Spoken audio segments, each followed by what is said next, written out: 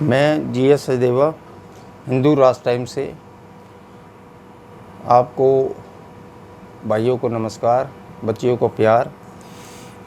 मैं आज आपको औषधियों के आयुर्वेद के कुछ गुणों के बारे में, कुछ चीज़ों के बारे में बताना चाह रहा हूँ। महामारी का कोविड का समय है। अभी पीछे आपने देखा होगा कि बाबा रामदेव जी ने एक प्रोडक्ट ये बना के किया था कि इसमें आपका जो है 7 दिन के अंदर 100% वो मिलेगा। कोई बात नहीं, अगर कोई चीज़ वो बनाते हैं, बाबा रामदेव जी बहुत परिपक्व आदमी हैं, योगी हैं। और पहले भी ये देखो कि जब एक संस्कारी और योगी आदमी कोई बनाता है, धर्म गुरु बनाता है, तो उन पे आपको विश्वास करके चलना है। दूसरी बात, कई बार चीज़ है थोड़ी भ्रमित तरीके से उसका विज्ञापन होता है या कोई शब्दों का आगे पीछे हो जाता है, तो इसका मतलब ये नहीं है कि उनकी नीयत में कई फ़र्क है। बाबा रामदेव की नीयत में कहीं कोई फ़र्क नहीं है, उनकी सोच में कहीं अंतराल नहीं है। पहले तो मैं आपको ये कहना चाह रहा हूँ। मैं इस बात पे आ रहा हूँ कि मुद्दा ये है कि जब बाबा रामदेव जी ने एक नाक में डालने की और वो एक पैकेज सा बनाया जिसमें गिलो, अश्वगंधा और जावित्री और ये आपके जो है अश्वगंधा के साथ साथ अर्जुन की छाल, मलट्ठी और ये चीज़ें, आपको नुकसान वाली चीज़ तो नहीं है। ये औषधि आप ये बताओ, एलोपैथिक चीज़ें आपको नुकसान देती हैं?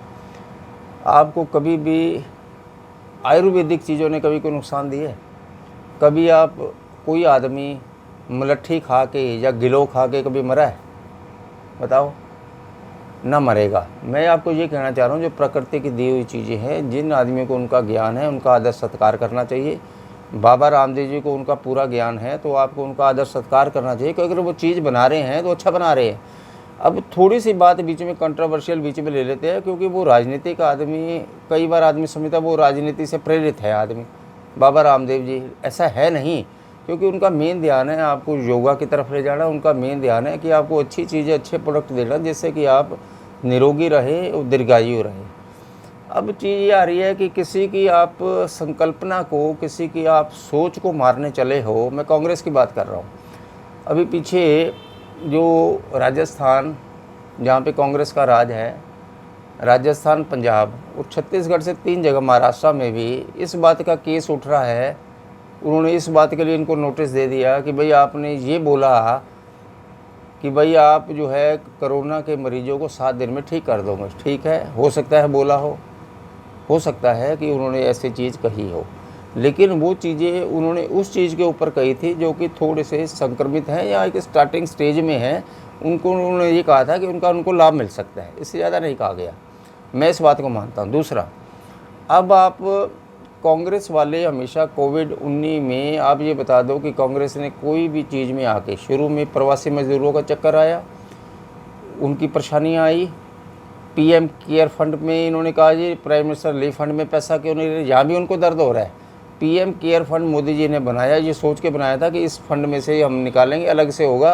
और वो केयर फंड जो होगा, क्योंकि एक महामारी है, उसमें आने वाले समय में, आने वाले वर्षों में उन्होंने ये भी किया कि कोई ना कोई हम आके ऐसा भी करेंगे थोड़ा सा कि कोई उसमें से वैज्ञानिक तैयार कर सके, उनको छात्रवृत्ति दे सके, और इस ढंग से वो उस PM केयर फंड को चलाना चाह रहे हैं, जो बहुत ही अच्छी उनकी शैली थी, बहुत अच्छी सोच थी।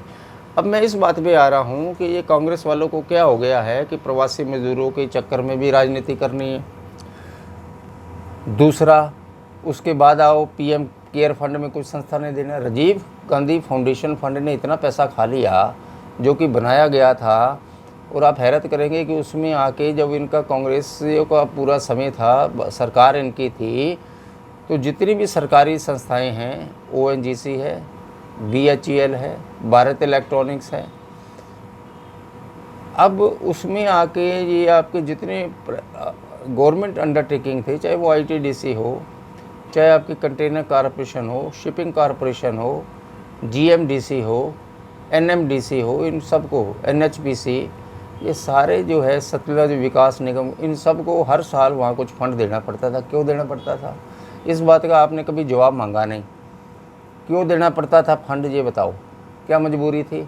और उस फंड को, राजीव गांधी फाउंडेशन के फंड को जो है वो कांग्रेस की अध्यक्ष, उनके ये हाथ में होता है। वो जिस जगह मर्जी यूज़ कर सकते हैं, कोई पूछने वाला नहीं है। ये कौन बना गया नीतियाँ? जवाहरलाल नेहरू बना गया। अब जवाहरलाल नेहरू से अब तो कोई नहीं पूछ सकता, खैर वो गुजर गए। मुझे ये बताओ कि ऐसी चीज़ें बनाना, हिंदुस्तानी में हिंदुस्तानियों को बेवकूफ़ बनाना, भारतीयों को बेवकूफ़ बनाना कि एक फ़ंड होगा और ये फ़ंड में जो है जो उसका अध्यक्ष जो, तो ये तो एक लूट है। मेरे हिसाब से ये लूट है, क्योंकि ये राजनीतिकरण इस फंड का किया गया, जो कि एक सामाजिक चीज़ों के ऊपर लगाओ तो अलग है, ये तो उनमें राजनीतिक मूवमेंट बीच में डाल दी और उसका अनयूज़ करना। दूसरा, और मुल्कों से पैसा लेना। कांग्रेस ने किस मुल्क से पैसा लिया? चाइना से। अब ये तो भीख हो गई कि उन्होंने अपने फंड में भी, इस फंड में दो और हम तुम्हें, ये है कि ये सारी चीज़ें बहुत ख़राब हैं। इनको अपोज़ करने की आदत हो चुकी है कांग्रेस को, क्योंकि इसका जनाधार ख़त्म हो चुका है। इस पार्टी का कोई इसको वोट देने वाला नहीं है। आप अच्छी तरीके से समझ लो, इनको आगे आने वाले समय में इनका आधार ख़त्म हो गया। सिर्फ ये जो है सरकार जब थे अलग बात है, ये आजकल जो इनके चमचे हैं जिनको आज तक बेनिफिट मिले हैं इस सरकार ने दिए होंगे कांग्रेस के, वही पिछलग्गू है।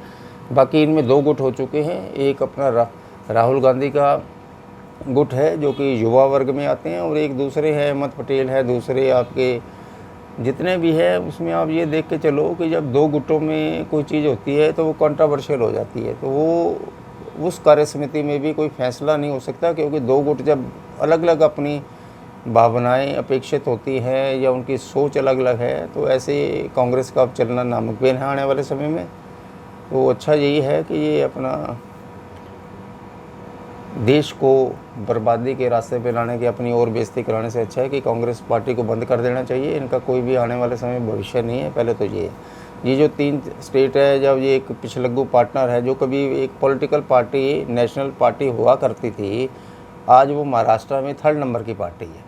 छत्तीसगढ़ में को पार्टनर है, छत्तीसगढ़ है, झारखंड है, या कहीं भी आप ये देख लो कि सिर्फ इनकी 2 स्टेट ही रह गई, जो कि पंजाब और राजस्थान, जो कि अगली बार विधानसभा में ये ख़त्म हो जाएगी। अब मैं आ रहा हूँ उस मुद्दे पे, जो मुद्दा मैं लेना चाह रहा था बाबा रामदेव जी का। बाबा रामदेव जी की तौहीन करना और वो करना, ये कोई अच्छी बातें नहीं है। पहले तो ये। दूसरा क्या है, मैं आपको जो कहना चाह रहा हूँ, एलोपैथिक में 2 बातें करूँगा। पहली, जब आपका बीपी शुरू में मैं आपको बताऊं 160 और 120, ऊपर का 160 नीचे का 120, WHO 160 जिसको बीपी है वो स्वस्थ है। और आप क्या सोच रहे हैं 80 और 120, 80 और 110, भाई 120 हो गया आपका। ये इसका मतलब इसके बाद आप ज़रा ध्यान रखना, डॉक्टर लोग क्या कहते हैं कि 120 तक है, क्योंकि ये कंट्रोल कहाँ से आया? किसने बताया कि 120 बीपी होगा वही आदमी स्वस्थ होगा? मैं आपको बता रहा हूँ कि जिसका 160 बीपी है, he is absolutely fit in health, वो स्वास्थ्य की दृष्टि से बिल्कुल ठीक है। पहले 160 120 बनाया गया, उसके बाद 140 110 बनाया गया, बाद में आके अब जो आ रहा है वो 90 120। अब ये बताओ, ये सब करने वाले कौन हैं? WHO के जो डायरेक्टर थे पहले भी और अब भी है, जो पुराने थे, उन्होंने ये चीज़ चेंज करी। क्यों करी? उनके फार्मा कंपनियों में जो पार्टनरशिप थी उनमें उनका हिस्सा था। जो फार्मा कंपनी मल्टीनेशनल होती है उसमें ये ज़रूरी नहीं है कि WHO का कोई डायरेक्टर है वो अपने शेयर नहीं खरीद सकता या उसमें होल्डिंग नहीं ले सकता। वो था, इसी वजह से ये तालमेल बनाया गया। 160 जिसको बीपी है वो ठीक है, ये मैं कह रहा हूँ, ये डॉक्टर्स कहते हैं, ये वैज्ञानिक कहते हैं। और आज क्या है कि जिसको 130 हो जाता है वो कह रहे हैं जी आपको बीपी शुरू हो गया है, वो एक डर बैठा देते हैं। अब जो डर बैठेगा तो क्या होगा? एलोपैथिक आप दवाई खाएंगे।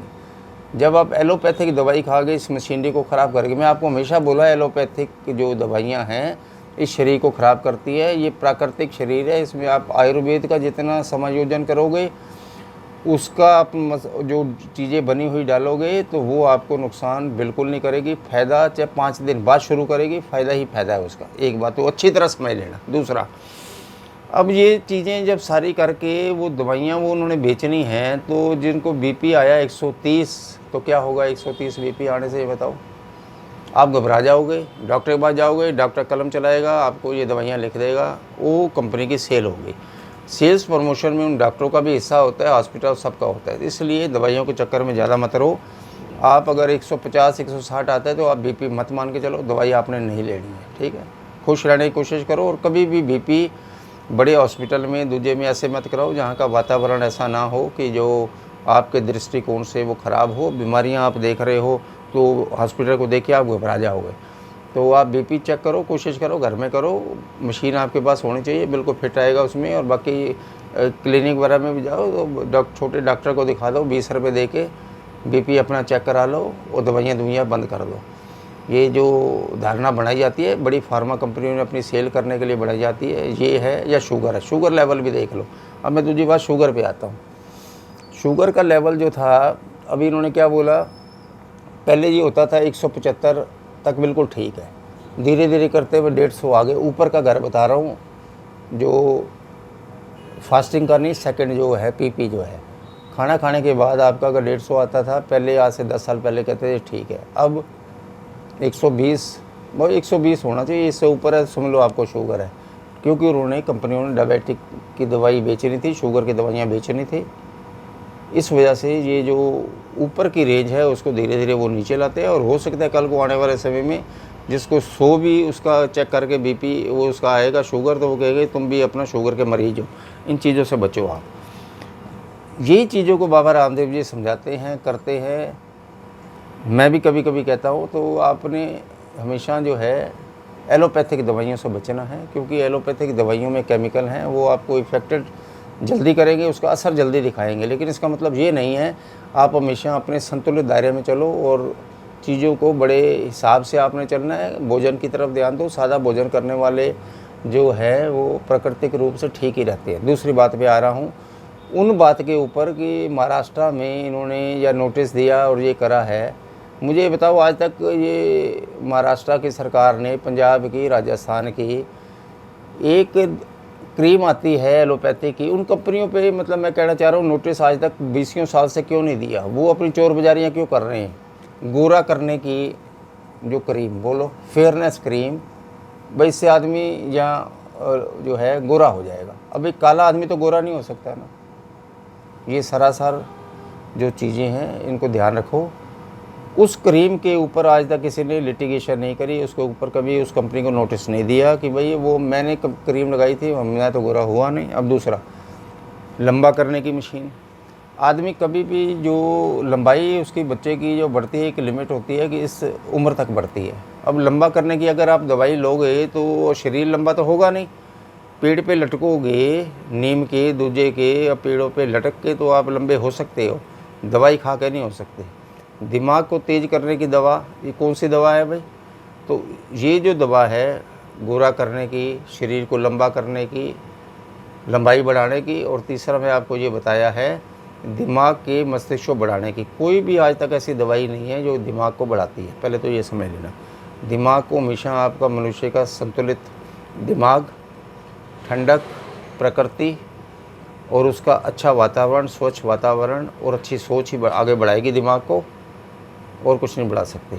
आप किसके साथ बैठते हो, कौन से माहौल में बैठते हो, वो आपके दिमाग के मस्तिष्क को एक तरफ ले जाएंगे। अगर आप अच्छे वैज्ञानिकों के साथ, एजुकेटेड पर्सन्स के साथ बैठते हो तभी दिमाग बढ़ेगा ना। बेवकूफ़ों में बैठ के, अनपढ़ लोगों में बैठ के भी आप अगर ये कहो हमारा दिमाग बढ़ा नहीं, तो कैसे बढ़ सकता है? इस चीज़ का ध्यान रखो।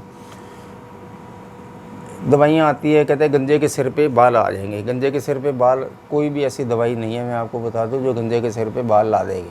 तो ये सब अगर लिख के वो अपना माल बेच रही है फार्मा कंपनी है, तो उन पे केस क्यों नहीं होती है? पिछले इतने सालों से क्यों नहीं हुए? सिर्फ बाबा रामदेव जी की नज़र में आ गए कि ये राजनीतिक आदमी है, इनको पकड़ो, इनको नोटिस दो। सरासर गलत है, मैं इसका विरोध करता हूँ। कभी भी किसी पे शक करना तो कोई बुनियाद होनी चाहिए। अगर उन्होंने कोई चीज़ बनाई है, दवाई बनाई है, उसका यूज़ करो। अगर वो एक इम्यूनिटी बूस्टर ही है, नहीं बचा सकते, लेकिन एक कम से कम कुछ स्टार्टिंग के आदमियों को तो बचा सकते हैं। आपके अंदर एक प्रणाली तो विकसित कर सकते हैं स्वास्थ्य की। इन चीज़ों को सोचने का समय है। प्रकृति के साथ जीना सीखो, और जो आपकी औषधियाँ हैं, आयुर्वेद है, उसका ज्ञान लो, उसकी किताबें पढ़ो, उनसे जो चीज़ें हैं जो वृक्ष हमें देता है, जो प्रकृति हमें देती है, उससे प्यार करो। चाहे वो गिलोय है, एलोवेरा है, मलट्ठी है, मोटी इलायची है, छोटी इलायची है, जितनी भी चीज़ें आपको नज़र आ रही है वो उस चीज़ का सेवन करो। बस आज के लिए इतना काफ़ी है। बाकी मैं आपको समय समय पे देता हूँ वक्तव्य, ध्यान से सुना करो, आगे भी भेजो, जिससे कि चीज़ें लोगों के जनमानस में जाएं। मेरे कहने का, वीडियो बना के भेजने का फेसबुक में, यूट्यूब में एक अच्छा उसका प्रभाव होना चाहिए, उनको उसका फ़ायदा मिलना चाहिए, तब मेरा उद्देश्य सफल होगा जो मैं करता हूँ, जो मैं बोलता हूँ। ओम नमो शिवाय। हरि ओम, हरि ओम, हरि ओम।